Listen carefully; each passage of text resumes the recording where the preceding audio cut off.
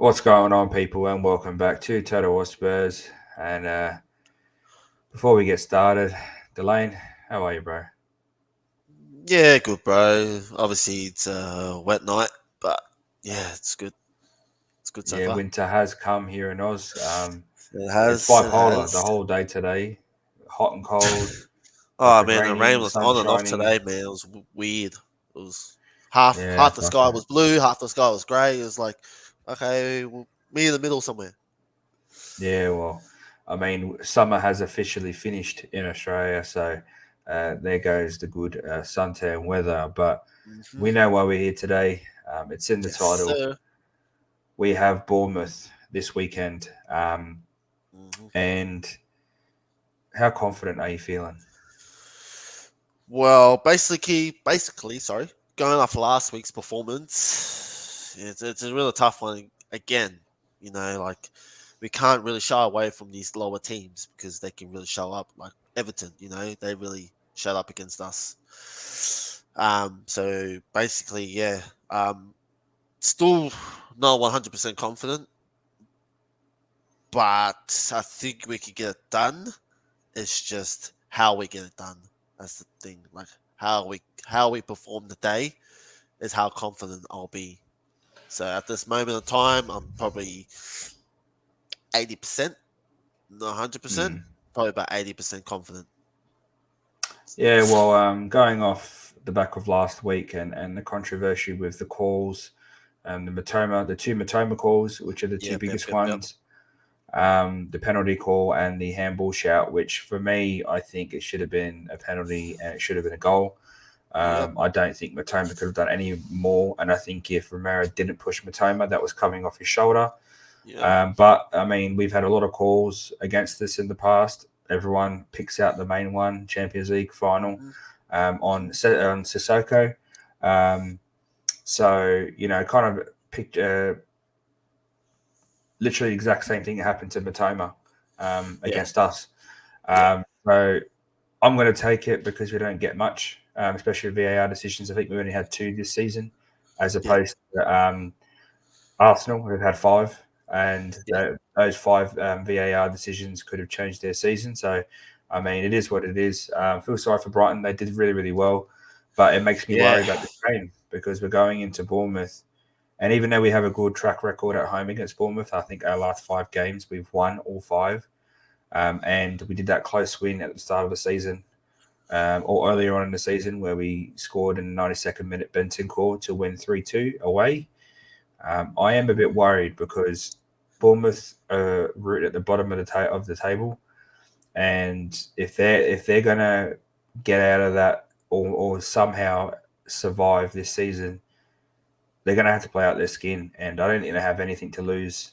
And it goes to show the other day, I think they played Liverpool um, yeah, a couple of weeks ago or last week, and they gave them a really good game. I think they were 2-0 up at one point, yeah. or 2-1 But up. that's what we're saying. Like you cannot shy away from these lower league teams. Like like they got nothing to play for, and they're gonna play out of their skin, and they're gonna come to Tottenham Stadium, and literally just put everything on the line. And that's why I'm worried. Are we going to show up on the day? Because I know they Mm. will. Are we? Well, they've got a good track record at the moment. In their last four games, they've beaten Liverpool. They lost. They got smacked by Aston Villa, but then they beat Fulham, and then they beat Leicester. So they're on the back of three out of four games they've won, and they Yep. actually beat Liverpool at home. Yeah. So See. and they beat I think they beat Leicester away too. So they they they're their form's decent at the moment, and they're on the right track to somehow, some way, miraculously getting out of the bottom three to survive this season. But Hmm. uh, I'm not confident, and the reason why I'm not confident is there's no consistency with the players. Um, and even though I think Stellini, his red card hasn't been rescinded, so he's definitely going to be missing this game. Yeah. Um, well, we did kind of mention that we wanted Ryan Mason to kind of come in and do something different, but I don't think he will. I think he's going to stick to what he's been tutored by Stellini and Conte. Yeah. I think he'll play the same system because Stellini will still be in the background, and I can't see us changing form. So if we're not going to change formation, I think we need to change personnel. The likes of Kulu, who hasn't been good. I don't know how bad he has to be recently for Danjuma not to get a start. And even Hoiberg, like we played Saar and Skip against AC, and they were the best two on the pitch. So, I mean, it's not a game that we can throw away. But Hoiberg has been hot and cold, and a lot more cold lately than hot. So for me, like, when are we going to give these guys a chance? Maybe Mason might. What are your thoughts? What do you think Mason will do? Well, just going off his last game, we were all calling for Dan Juma to come on, and he actually did it. He actually brought him on instead of Lucas Moura, which I was kind of a glimpse of that we asked for. But is he going to do this in this next game? For me, I think he'll just stick to Stellini. He's the actual one running the show at the moment. Like Conte's not here anymore, so I think Stellini will be in the background telling Mason, "Look, no, play this guy. No, play him. I want you to play him." So I reckon he's going to be in the stances telling him what to do, which I don't want. I want Ryan Mason to do his own thing. Learn from what he's learned from Conte and Stellini, but take it in his own way and change it up. But I know he won't. He'll just stick to what he knows. But to be honest, I'll like to see Saar and Skip together. I think that when they played against AC Milan, they were brilliant in that midfield. They were dominating. So for me, I think Højbjerg needs to be stepped down. I think maybe he needs to look at himself, going, "Oh, Mason needs to look at him, going, well, Højbjerg's been hot and cold, so maybe I should give him a rest and bring on Saar." He played two young midfielders. So for me, I'll like to see that. But is he going to do that? We'll have to find out. Yeah, I don't. I think this belief that maybe Stellini or Mason might try something a bit different, considering that Conte's system hasn't been as successful as we thought it would be this season. Now, I'm not saying it's been a total fail. We are still sitting in the fifth spot. However, there's a lot of games that we shouldn't have lost this season that we did. And I'm not blaming all on Conte, because I do feel like, and it's proved the last couple of games, that the players are also at fault, not just the manager. And obviously, we all know Levy and Enoch are the main culprits, because they don't give the managers the players they need anyway.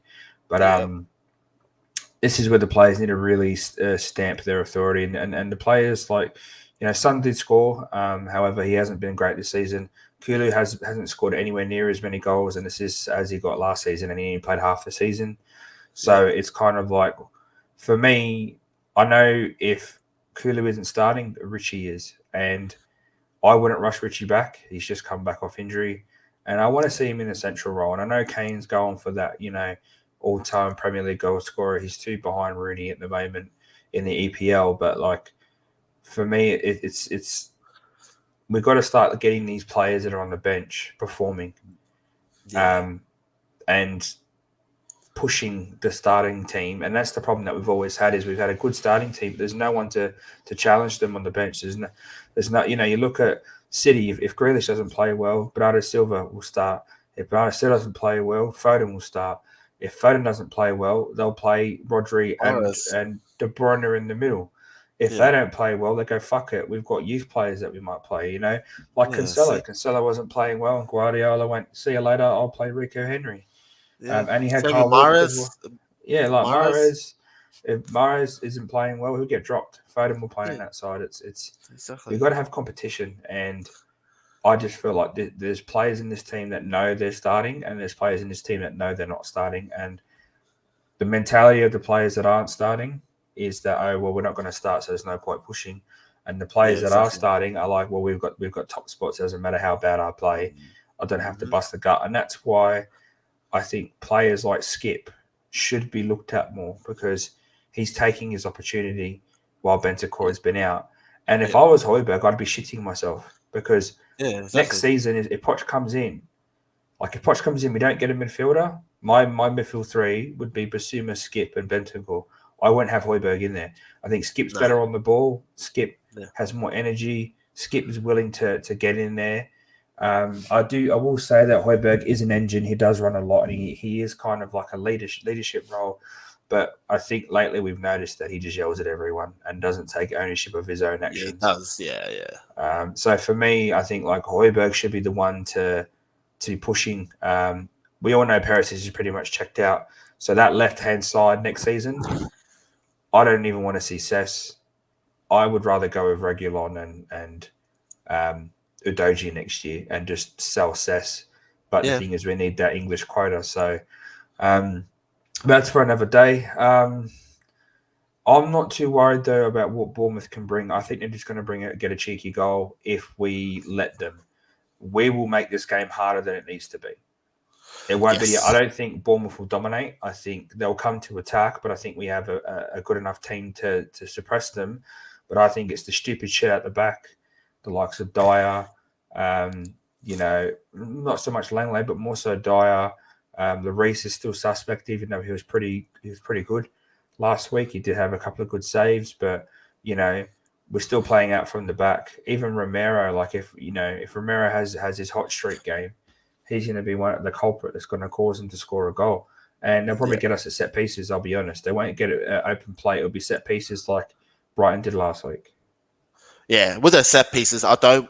As you were saying, this whole freaking like not marking your men. It's just like if they do that to us, what Brian did to us, we could be in trouble. Literally, we can be Mm-hmm. really in trouble because they got the height from what's his name, Moore. I think his name's Moore. I think the For striker. Brighton, Yeah, I for thought Bournemouth. Bournemouth, they got Solanke up front, Yeah, there you go. but their See, they centre got some backs, hot. they got some good centre backs. Our ex academy player Adam Smith plays at right back. Yeah, They've got some decent players, and they've got Neto in goal as well, a decent goalkeeper. Like he's not yeah. not So anyone to laugh at. yeah, but but they still got some height, and Yeah, Billing, sorry, and Billing in the middle. He's Milling pretty as well. tall. So look, they got height. So we could be really in trouble if we don't mark our men. And if we did what we did against last week against Brighton, we could be in real trouble, Hmm. and they could put some point on us. So yeah, you're right. I want to see Hoybier. As you're saying, like Hoybier could be in trouble if he doesn't turn up for the rest of the season. Like we still got the loan players coming back. So for me, he really needs to step up, or he's going to lose that spot. Especially if the new manager comes in and sees it, he'll just point him out. Nah, you don't fit my system. Yeah. You could be gone. So I mean, for me, in that pecking order, if we do go to a midfield three and we do give Lo Celso and Ndombele a chance, then the midfield three for me, if you're going to put Ndombele or Lo Celso, it would probably be Basuma, Bentancur, and one of those two. And then the backup for Basuma would probably be Saar, and for me, the backup for Bentancur would be Skip. Hoiberg yeah, would be third in line for both those positions for me. That's just my personal preference. But you're right. If he doesn't turn up for this game, like he's in trouble. And we need Kulu turning up. Porro was better defensively. He didn't get a chance against Brighton to go forward because Kulu yeah, was so poor. And it's like, well, we don't want to do what we did for Sun at the start of the season, where yeah, Sun played for 20 games and um, didn't get dropped, and then Kulu got dropped in the meantime. So I think we need to give the same treatment and the same energy to Kulu than we do to than we did for Sonny. We can't just stick with him. We have to switch him out. So I don't know. Who would you start if you could pick your starting 11? So basically, I don't want. Oh, it's really hard because Lloris is going to start because he's our Yeah, captain. Lloris is going to start regardless. He's going to start. He's club So captain. Lloris is going to start.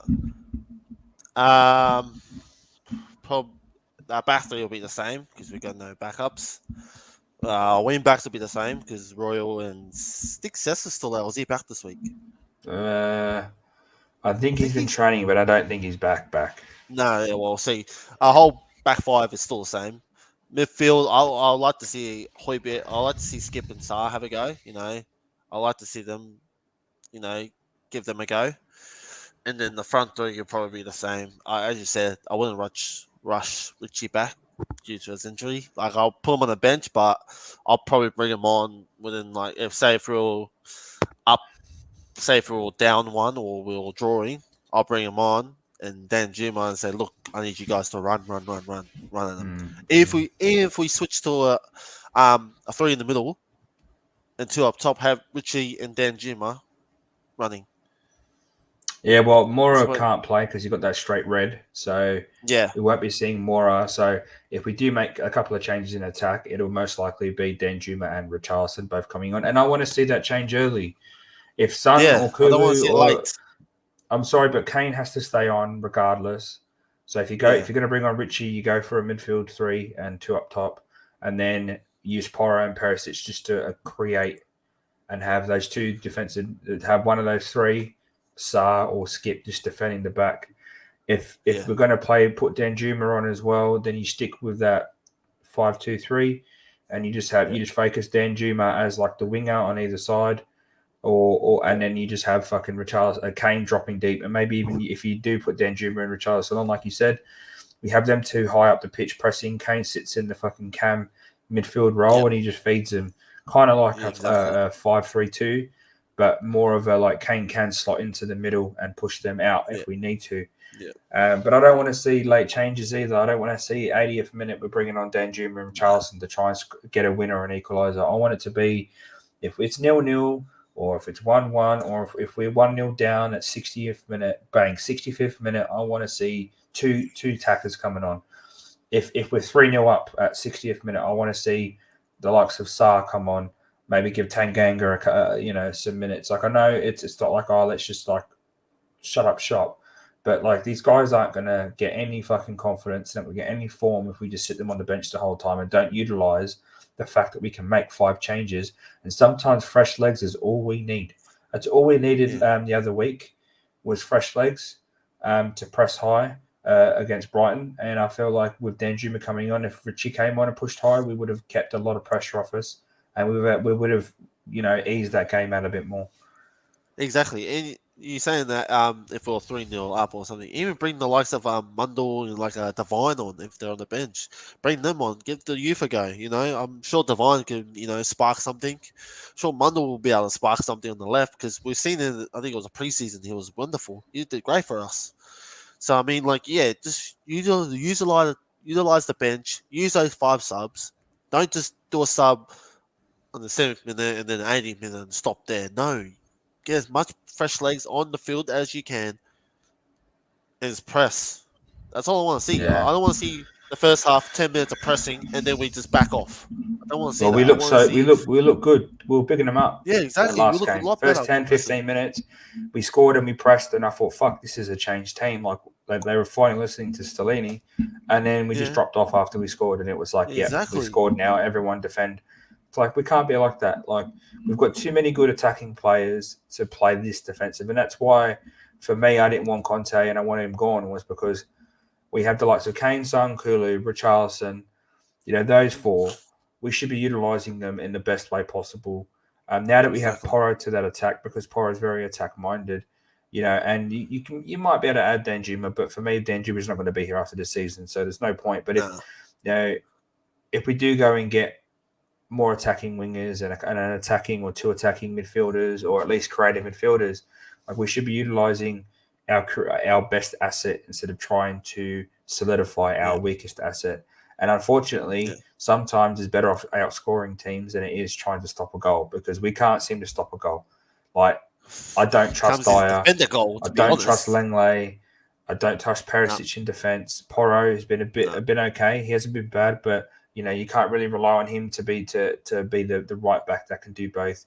And then Romero, you don't know if you're going to get the hothead Romero, you're going to get the shit cut Romero, or you're going to get the Romero that could be world class if he's consistently that good. I'm not saying he is. I'm saying he's a good defender, but he could be if he has the attributes to be a great defender, if not a world class defender. But he's the only one that I would actually think, okay, I'm confident with Romero in the team.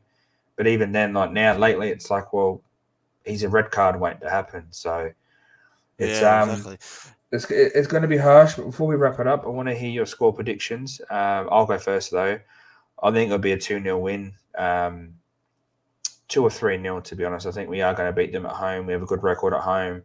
I think the pressure will get to them. And I think that because people don't expect us to win or expect us to get top four. The pressure for top fours, it's there, but I don't think it's entirely there because the team knows, oh, well, United are got a game in hand and they're 3 points ahead.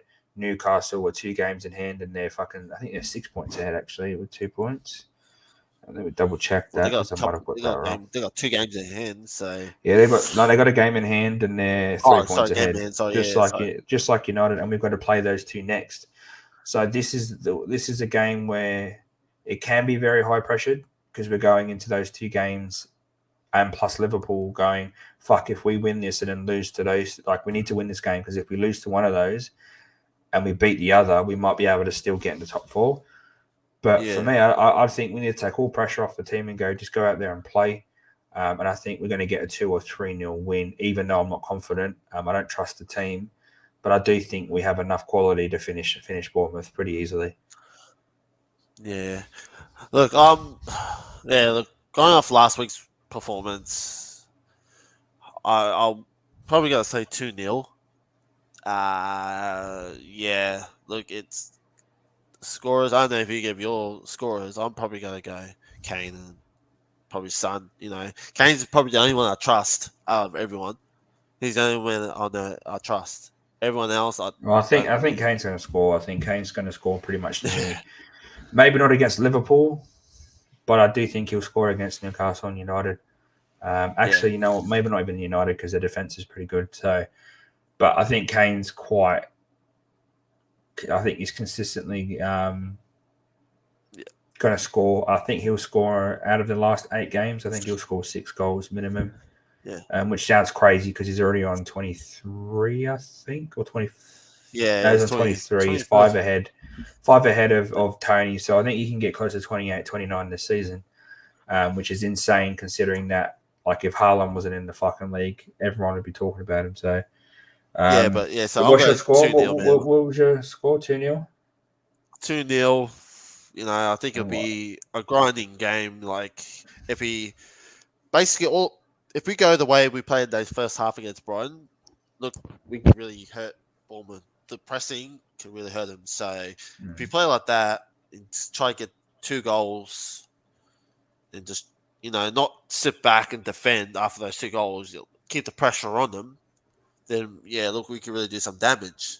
I know we got a good home record, but, this game is pretty much a crucial one. We really need to win this game if we really want it.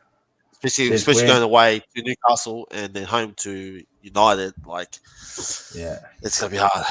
It's gonna be really hard. It's weird. People might think it's weird that I say there's no pressure, but this is the one game where we shouldn't feel the pressure because after this, the next 3 games are really important. Like you said, we have you look at it now. We do have Newcastle away, United away, and then Newcastle away, United at home, Liverpool away.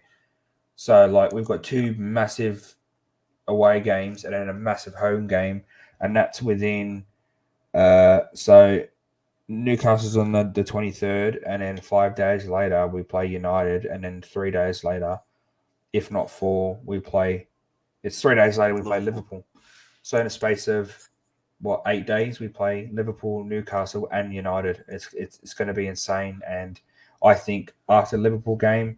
We have 4 games left, and if we're not in the top 4 after Liverpool, then there's no point even worrying about top 4. I think we just finish as strong as possible, and then start, figuring out. Well, we should already be doing it, figuring out who we want as a manager, but also figuring out what players we want to keep. I did want to do a video on possible transfer targets, even though we don't have a manager yet, and how I think it's quite stupid that we're openly putting feelers out there, but also that there's a player, and we won't mention it because this is for another video, but there's a player that the management want that we've been crying out for 2 years, and it's like, well, if you get him now and the next manager doesn't want him, what's the fucking point? But on that note, anything else you want to add for the Bournemouth game before we wrap it up? Just get the win, boys. That's all I'm asking. Just get the win. Let's go to Newcastle and try to get a win out of that, and let's just really turn up. That's all I want to see. I just want us to turn up. If we want that top 4, fight for it. Don't just say you want top 4 and don't fight for it. Yeah. Like that's all I'm asking. That's all we're asking. It's really fight for the top 4 or fight for that badge. I, Like I don't even right think they should now. fight for top 4. I think they should fight for their position next year. I think these players need No, to fight and show that yeah, they that's actually another care, thing too. because there's a lot of fans that have the opinion that these players have just down tools for every manager they've been under: Conte, Mourinho, Nuno, even some of them under Poch. So Yeah, before we wrap it up, we are going to be doing a live watch along this Sunday morning at 12 a.m. Australian Standard Time. Um, yep, that will be on our YouTube and on Twitch. We are trying to get to Kick, but Kick is a bit harder to sort out. So that's in the beta. So we'll be on Twitch and on YouTube. Make sure you're following on Twitch and smashing a like yep, and subscribing on YouTube and hitting the notification button on both, so you can get all the notifications when we go live or upload videos. Still, we are going to continue the FIFA content. Just been a bit crazy with Easter. Hope you yep, all had a good Easter, by the way. And we will be trying to get onto Kick, which is a streaming platform just like Twitch. But we're in the works of that. So make sure you hit our link tree and hit all our socials. Thanks for joining us. Comment down below who you think, what the score will be, how you think we'll go, and who you think the scorers will be. And on that note, stay safe. And as we always say here at Total War Spurs, stay Spursy. stay Spursy, guys.